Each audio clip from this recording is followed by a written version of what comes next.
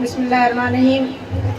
معزز جناب صدر، معزز مہمان گرامی، میرے اساتذہ کرام اور میرے شاگرد ساتھیوں، السلام علیکم. آج میں جس موضوع پر افشائی کرنے جا رہا ہوں وہ ہے سماجی برائیاں اور ان کے سبب. جناب صدر، معاشرت کی لغوی معنی ایک دوسرے کے ساتھ مل جل کر زندگی گزارنے کے ہیں. لہذا معاشرہ انسانوں کا ایک ایسا گروہ ہے جو اس طرح زندگی بسر کرے کہ ارکان میں گہرا تعلق پیدا ہو جائے.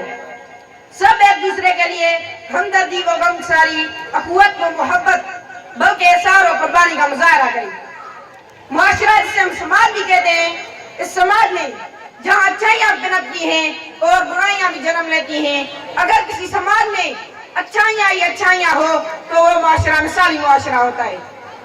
خنجر چلے کسی پر تڑپتے ہم امیر، خنجر چلے کسی پر تڑپتے ہم امیر، سارے جہاں کا درد ہمارے جگر میں.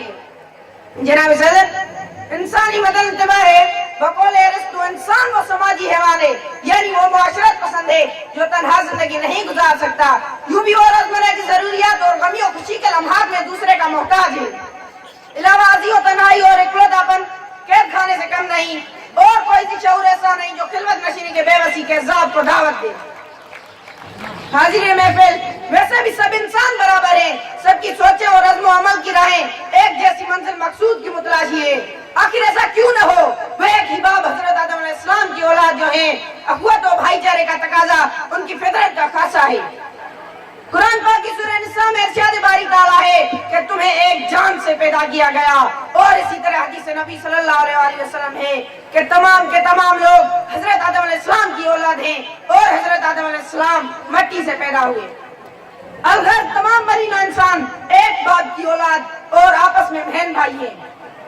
یہی وجہ ہے کہ وہ یکساں حیثیت کے مالک ہیں.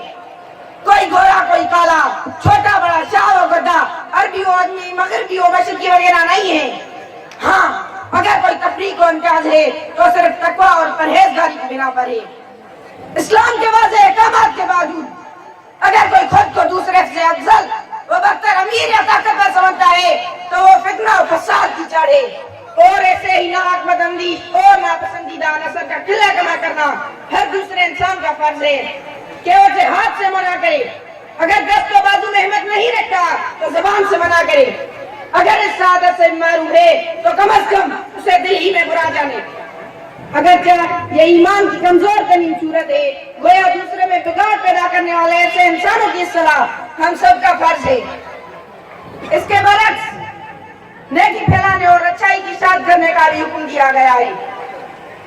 صدر جی وقار، اسی لیے ہمیں بھی جینے کا سلیقہ سیکھ لینا چاہیے. انسان کا اس دنیا میں آنے کا مقصد صرف اپنے لیے جینا نہیں ہے، زندگی کا مقصد دوسروں کے کام آنا ہے.